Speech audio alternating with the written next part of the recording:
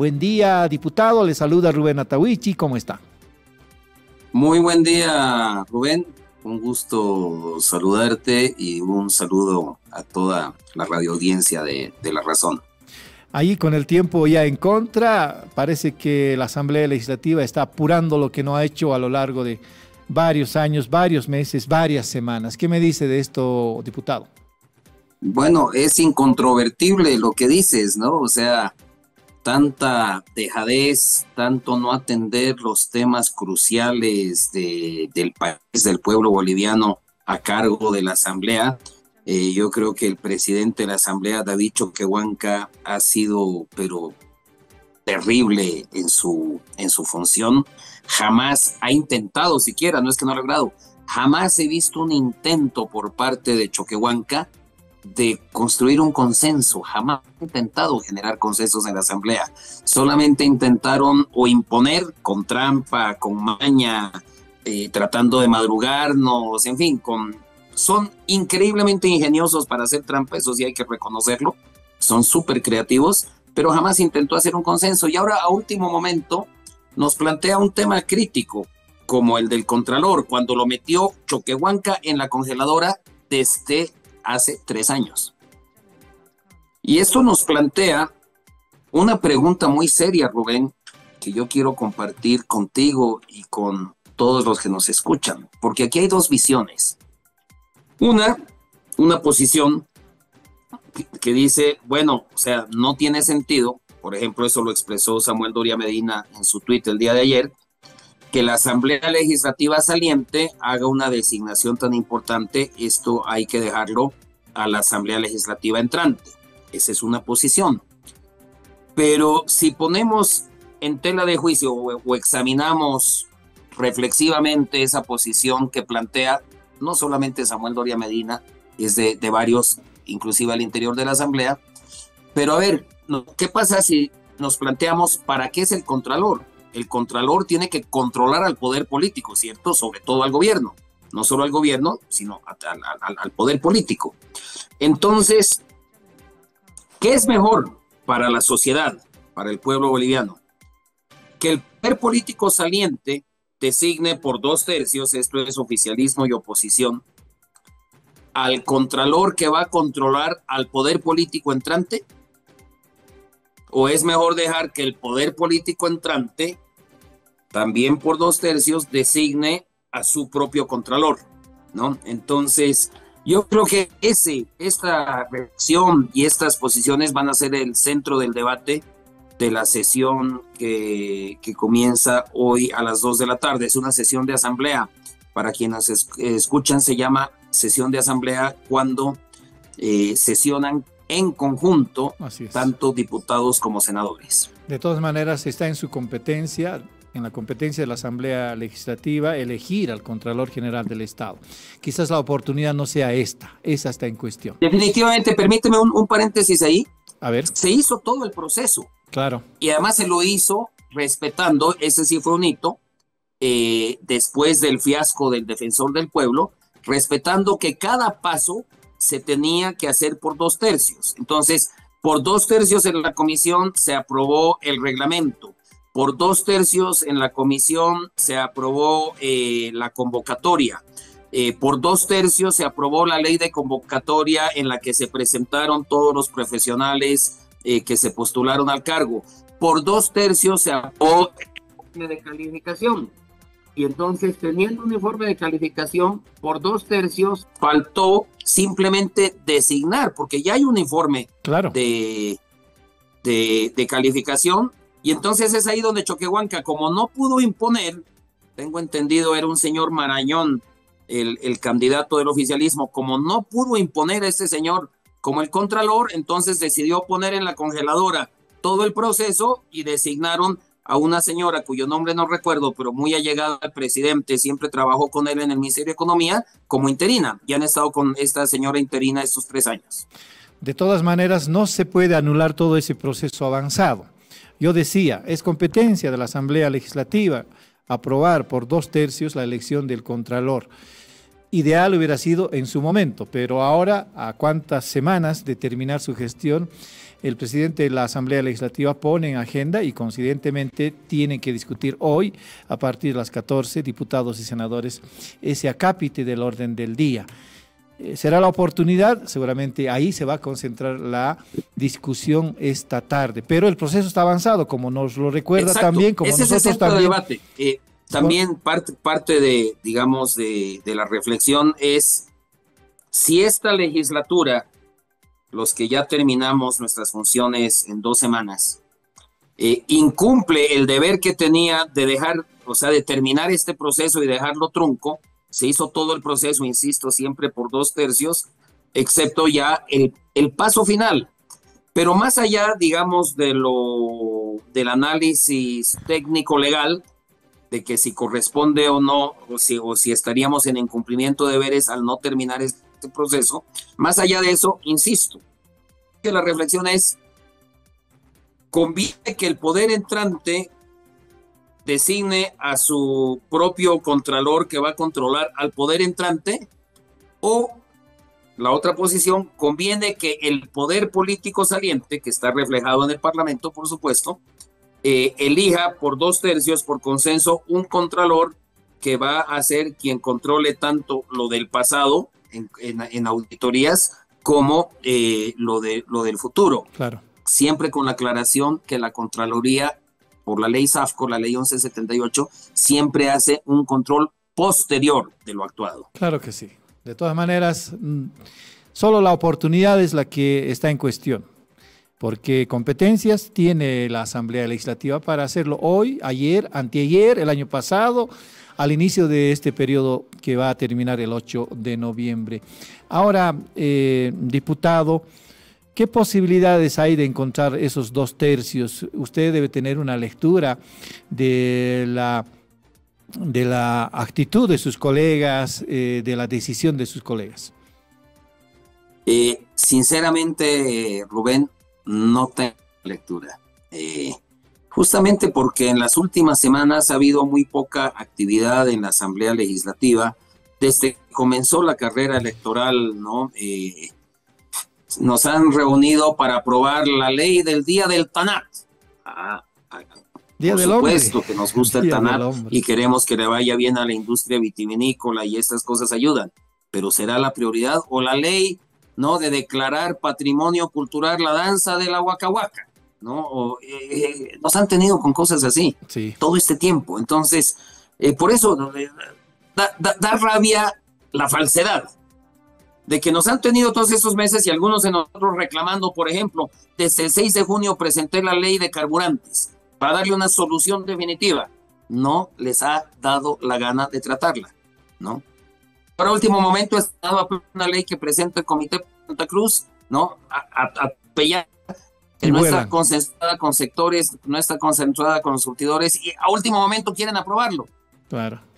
Cuando falta una semana para que nos vayamos, cuando faltan 3 días para elegir al próximo presidente. Entonces, sí, es realmente, es molestoso, es indignante que ha habido una desidia, una irresponsabilidad deliberada de no permitir a la Asamblea hacer su trabajo, y a último momento quieren hacer cosas por vaya uno a saber qué conveniencias personales o sectoriales. Diputado, usted nos explicará técnicamente o legalmente, ¿hay posibilidades de dejar la elección del Contralor General del Estado para la nueva legislatura, o hay riesgo de que los diputados y senadores que van a terminar sus funciones el 8 de noviembre sean sujetos de acusaciones respecto del incumplimiento de deberes, por ejemplo? Ese riesgo que usted menciona, estimado Rubén, es absolutamente real, ¿no? Por eso yo creo que el debate de hoy va a ser como en el fútbol, con 2 tiempos, ¿no? El primer tiempo es debatir si corresponde o no corresponde que esta legislatura saliente designe al Contralor, más allá del análisis técnico-legal con relación a las responsabilidades o una posible figura de incumplimiento de deberes.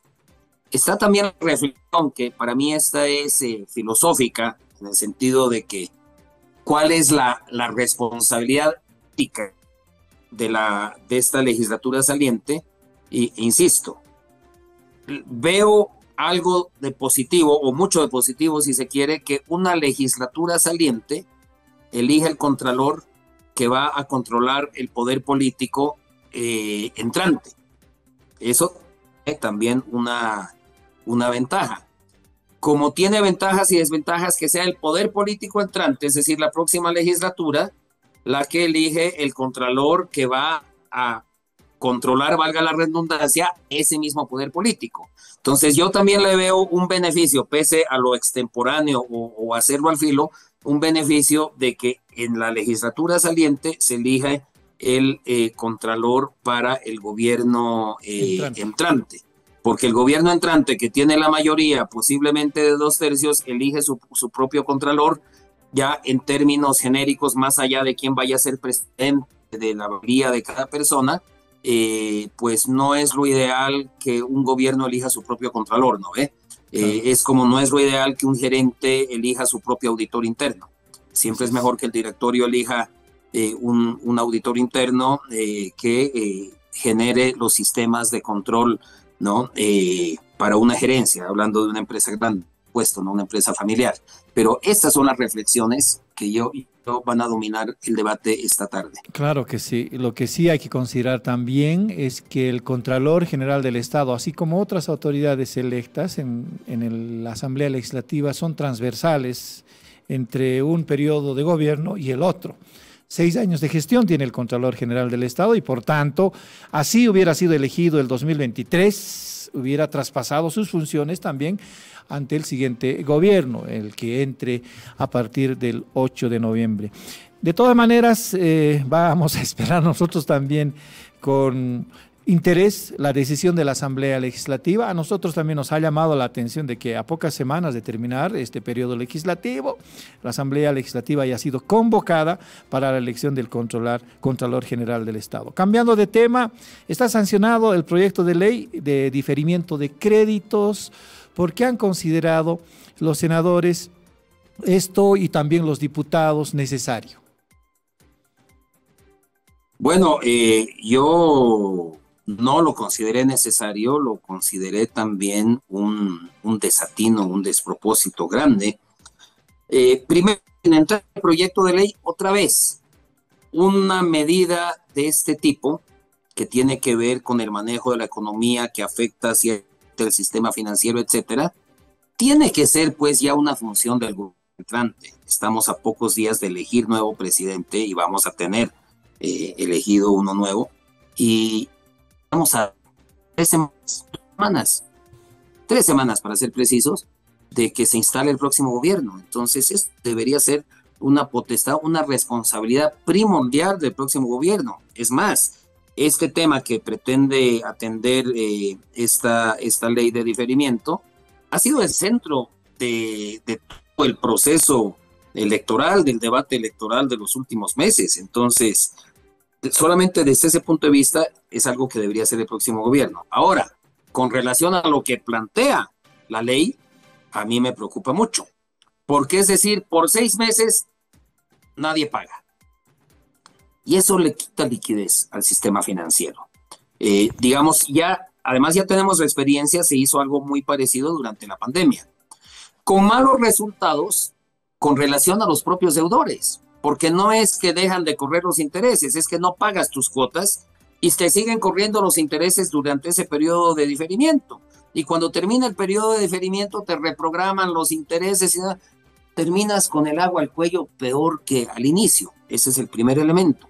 El segundo elemento, durante la pandemia no hubo mayor problema con la liquidez porque todos estábamos encerrados en nuestras casas. Entonces nadie demandaba crédito. No, o sea, se paró la economía. Como que tuvo un decrecimiento, si no me equivoco, no me falla la memoria, creo que fue del 11% que se redujo la economía por la pandemia. Así es. Pero ahora la economía más bien ya ha entrado en recesión, está achicando la economía, son las últimas cifras del INE, que el último trimestre que decreció en menos 2.4, eso es gravísimo. En una economía que se está encogiendo, quitarle liquidez al sistema financiero que no pueda dar créditos, es pues como dispararse en el pie. Lo que se necesita es más bien medidas que hagan crecer la economía. Cuando crece la economía, crece el empleo. Cuando crece la economía, baja la inflación. O sea, hay más oferta, hay más producción, ¿no? Entonces, desde el punto de vista estrictamente técnico, en lo financiero, en lo económico y en lo macroeconómico, me parece desacertado. Desde el punto de vista político, que también tiene que ver con la gestión económica, me parece absolutamente también un despropósito hacerlo a último momento. Más parece una intención del oficialismo de torpedear la gestión económica del gobierno entrante. Y tengo que decir, sí, se aprobó con votos de opositor y tengo que decirlo con mucha pena. Claro que Cuando sí. yo hablaba con colegas opositores, ¿saben qué respuesta me daban? No, hermano, es que tenemos que pensar en las subnacionales, ¿no? La gente Ahí nos va está a la aplaudir razón. con esto, entonces no nos podemos oponer. O sea, con criterios políticamente irresponsables, se aprobó ese proyecto de ley, por lo menos en Claro diputados. que sí. Y me Ahora, imagino que en hay senadores que, también. hay que también entender de que muchos diputados, muchos senadores han sido reelegidos en otras fuerzas políticas. También hay cierto interés en ellos, en la norma o en cualquier decisión de la Asamblea Legislativa. De todas maneras, la ley de diferimiento es real. Seguramente en las siguientes horas o en los siguientes días el presidente va a promulgar la ley.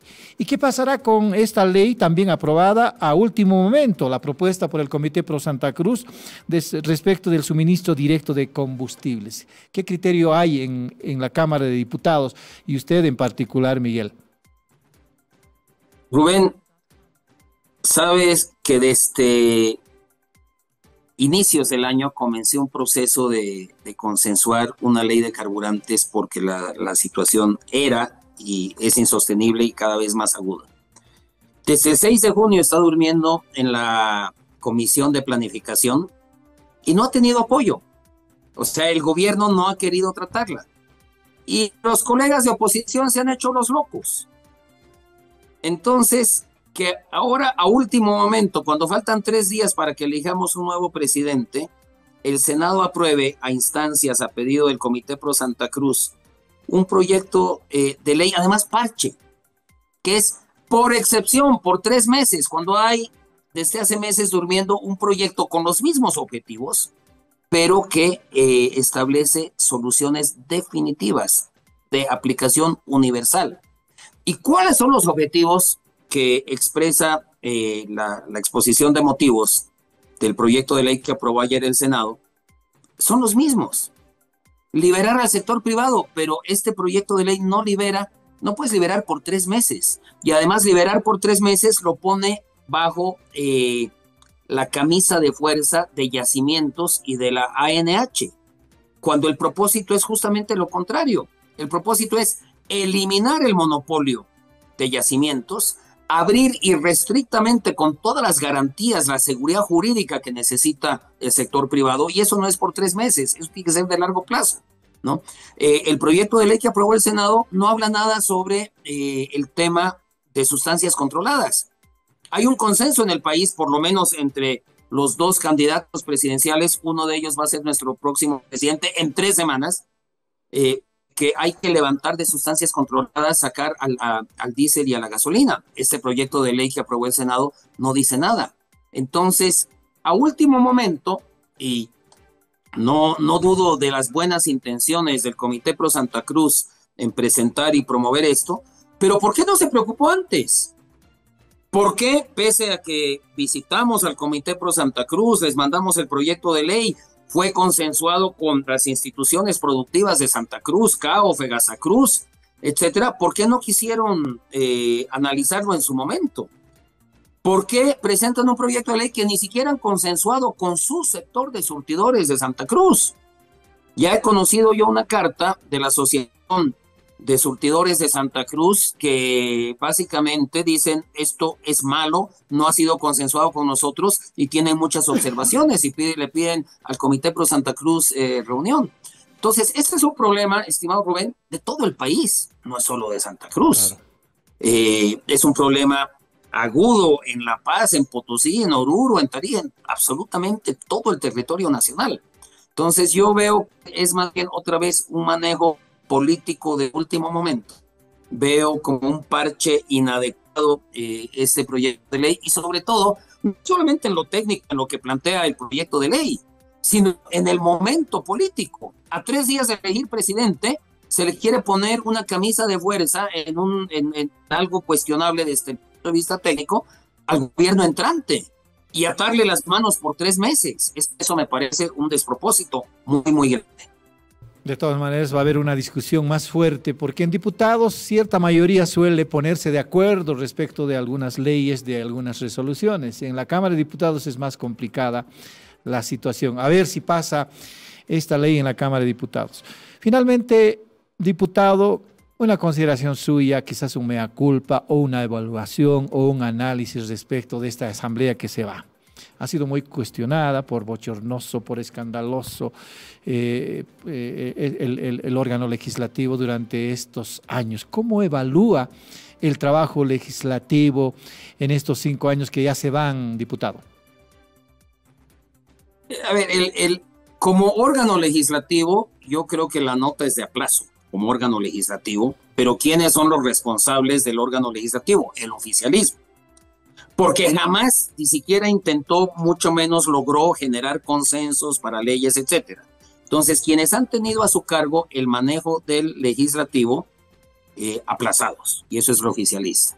Luego tenemos que ver, a ver, de la oposición, porque la oposición siempre tiene representantes de 7 miembros de la directiva, 3 son de la oposición. ¿Qué hicieron? Para mí, aplazados, porque no hicieron lo suyo. Para algo hay justamente el bloque de mayoría y el bloque minoría, y quienes estuvieron en la testera, en la directiva de la Cámara de Diputados como oposición, y voy a hablar más de la Cámara de Diputados, que básicamente conozco muy poco de lo que ocurrió en senadores, pero las directivas que estuvieron ahí, salvo algunas excepciones, aplazados, porque es lo que yo he llamado esa oficialidad comunidad ciudadana que creemos que buscaron más común el poder que una auténtica labor propositiva y también fiscalizadora de oposición. Luego, sobre los bochornos. Es muy fácil criticar los gritos y los empujones, etcétera, pero cuando tú tienes un abusivo, un autoritario, que se pasa por el forro el reglamento, incumple y quiere violar a la patria, te quedas callado y solamente mandas una notita, por favor. Es como si se mete un ladrón a tu casa y se está sacando todo y está violentando a tu familia. Tú le vas a decir al ladrón, oiga, señor ladrón, lo que usted hace es ilegal, le ruego, por favor, reflexionar y atenerse a derecho. No, tú sales a defender a tu familia y a tus cosas con todo lo que eres capaz de hacer. Y algunos nosotros en oposición hemos hecho eso. Y para muestra un botón, Rubén. El país estaba en contra de que aprobaran el contrato de litio con la empresa china, ¿cierto? Y el gobierno, el oficialismo, Omar Yurra, ¿no? Y su gente, y con la pasividad, la ausencia de los diputados de oposición en la directiva, no estaba Toribio Alero, no estaba José Maldonado, no estaba Andrés. Entonces, no había, o sea, en una irresponsabilidad brutal, no estaban. Y solamente estaban los 4 oficialistas. Y estos 4 oficialistas a las 5 de la mañana de una sesión querían aprobar eso en votación secreta. Y sabemos que votación secreta es para que no se sepa quiénes vendieron sus votos. ¿Cómo frenamos eso? De una manera así. Claro. No aceptan los argumentos. Volcamos la caseta donde teníamos que entrar a votar. Una caseta de Venecia, la volqué y me senté encima. Sí. ¿Es una adecuada, digamos, técnica legislativa? Por supuesto que no. Pero ¿qué haces frente a un violador, frente a un delincuente que te está atacando con arma blanca? Entonces, es muy fácil criticar, pero yo te digo una cosa. Estoy absolutamente orgulloso y satisfecho de lo logrado. Porque de esta manera, a veces sí, a veces con medidas que no son pues lo que manda el reglamento, porque desde el oficialismo se pasaron por el forro el reglamento, lo violaron de manera sistemática, ¿no? Pero logramos 2 cosas importantes. Paramos estas cosas, paramos el endeudamiento alocado que pretendía Arce Catacora para alimentar su festín de corrupción y de ineptitud. paramos un montón de cosas como los contratos de litio, pero lo más importante, derrotamos al MAS políticamente desde el Parlamento y sobre todo desde la Cámara de Diputados, derrotamos al MAS. En la próxima legislatura, el MAS no va a tener presencia. Su autoritarismo, su estatismo, su socialismo, su lógica de corrupción, de impunidad, ya no va a tener presencia. Y eso, políticamente, es un logro principal de esta asamblea saliente. O sea que a quienes nos critican que qué barbaridad en la asamblea gritaban, a mucho honor, señores, sí, porque no había otra forma de parar a los autoritarios, a los violadores de la patria. Entonces el fin justifica los medios. Diputado... No, señor, no, porque en ningún momento traicionamos los principios. Principio de legalidad, principio de no agredir físicamente, principios, o sea, los principios los jamás mencionamos. Los defendimos a ultranza y los defendimos en muchas oportunidades, inclusive exponiendo nuestra integridad física, porque sí, fuimos agredidos, jamás agresores, ni siquiera para defendernos. Diputado. Siempre nos defendimos con la palabra. Estoy hablando de mi caso, está bien, no de todos. Diputado, finalmente... Pero no es un tema del fin justifica los medios, porque en ningún momento transigimos con los principios. Bueno, sí, podemos tener discrepancias respecto de esto. Diputado, finalmente... A ver, pero dígame cuál es su discrepancia. ¿Transigimos un principio? No puede decir, pero uno no espera, siendo, ciudadano común, de que en la asamblea se estén golpeando, estén tirando sillas, estén haciendo lo que usted reconoce también, tomando la testera. Eso entre masistas. ¿No? Es que justamente, tomando la testera. Sí. Lo cruel del tema. No he apuntado necesariamente a la oposición. Se golpeaban, etcétera, y entonces a toda la asamblea nos achacan esos bochornos. Claro que sí. Han habido también, pues, ahí el diputado Montero peleándose con otro diputado. Han habido momentos tensos que han generado bochorno. Yo no concibo la idea de que en un acto tan formal, por ejemplo, de celebración del 6 de agosto, le hayan dado espaldas al presidente, por más oposición que sea. O en el siguiente aniversario silbatina, se han llevado pitos y todo. Pero bueno, usted nos dice que era necesario. ¿Has visto el Parlamento británico por casualidad alguna vez? Sí, invito a verlo, sí, pero no se puede justificar. Todos los miércoles a las 5 de la tarde, el primer ministro es interpelado en el Parlamento. Sí, obviamente es una democracia parlamentaria. A ver si no hay gritos todo el tiempo ahí en el Parlamento inglés. En todo lado hay. Más antigua del mundo. En todo lado hay, pero yo me refiero a la impronta que ha tenido esta Asamblea Legislativa respecto a la anterior, respecto a las anteriores. Creo que hay un poquito más. Una diferencia sustancial, Rubén. A ver. Esta Asamblea derrotó el autoritarismo del MAS en la Asamblea. Y algunos dicen, es que el anterior tenía 2/3, pero estábamos igualitos. Porque todo el requisito en el reglamento de debate donde antes se necesitaban 2/3, en esta lo bajaron ilegalmente a mayoría absoluta. Entonces estábamos en exactamente la misma situación y el gobierno, el oficialismo, lo que pasa es que quiso ser autoritario permanentemente.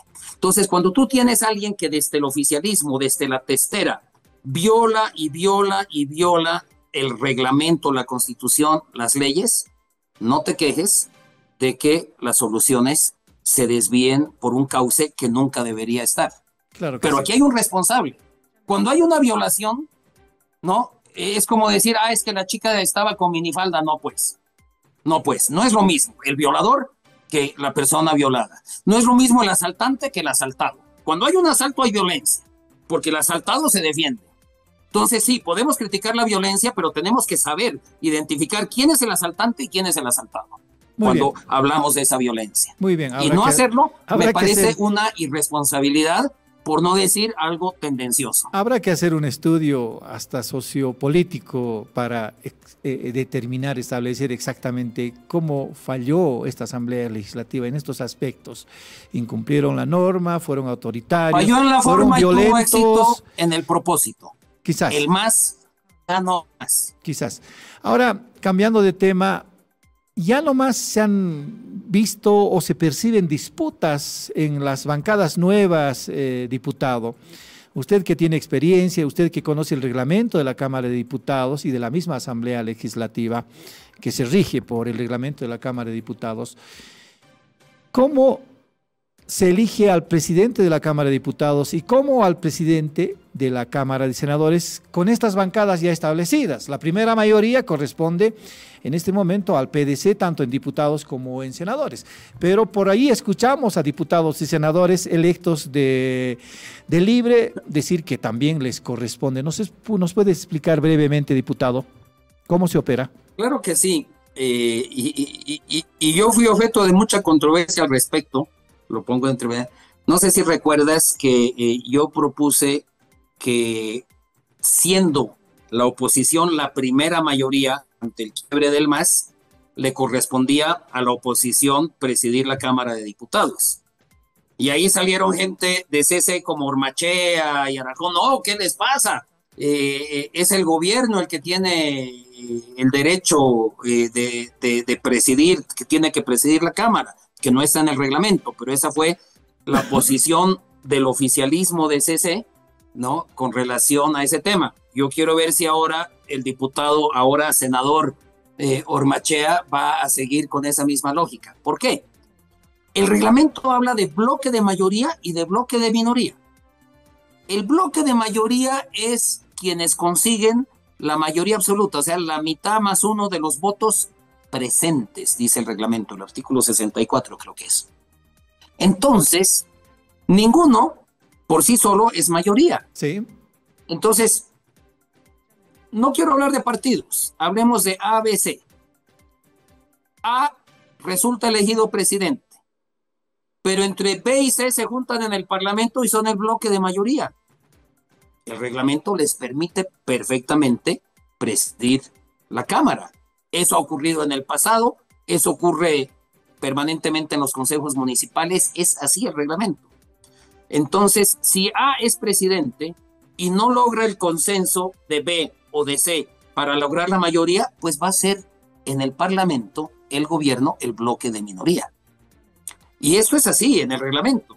Por eso justamente yo critiqué tanto y fue, digamos, un aspecto de distanciamiento con comunidad ciudadana, porque para mí era inconcebible que, siendo nosotros, ante la ruptura del MAS entre vistas y arcistas, siendo los opositores la primera mayoría, no tuviéramos la capacidad de generar un consenso interno y hacer valer esa primera mayoría para presidir la Cámara de Diputados. Insisto, gente que ahora va a estar en la siguiente legislatura: Carlos Alarcón, José Maldonado, Ormachea, Reyes, sostenían que no, que la primera, que la presidencia de la Cámara correspondía al partido de gobierno. Quiero ver en la próxima legislatura si van a mantener esa posición que para mí desde inicio estaba errada, y ahora lo podemos ver con claridad. Insisto, si A es gobierno y no logra el apoyo de B o no logra el apoyo de C, pero B y C sí logran una mayoría congresal, pues ellos van a presidir la Cámara y no el partido de gobierno. Entendido. Y eso es lo que muy probablemente puede pasar. Dependerá justamente del presidente que salga electo, de su habilidad de generar el consenso y asegurar una mayoría parlamentaria. Claro, pero sí, el reglamento permite cualquier tipo de combinación para conformar el bloque de mayoría. Entendido. Entonces, sus colegas que han sido reelegidos van a tener que ser consecuentes. A ver si lo son, porque hemos visto que por lo general no lo son. Gracias, diputado, por el tiempo que nos ha concedido de hablar, incluso más allá del tiempo previsto. Siempre es un gusto hablar con el diputado Roca. Hasta otra oportunidad. Gracias, Rubén. Siempre un gusto también conversar contigo, estar en tu programa, y un saludo a todos los oyentes de La Razón. Gracias, pues. Le decimos al diputado Miguel Roca.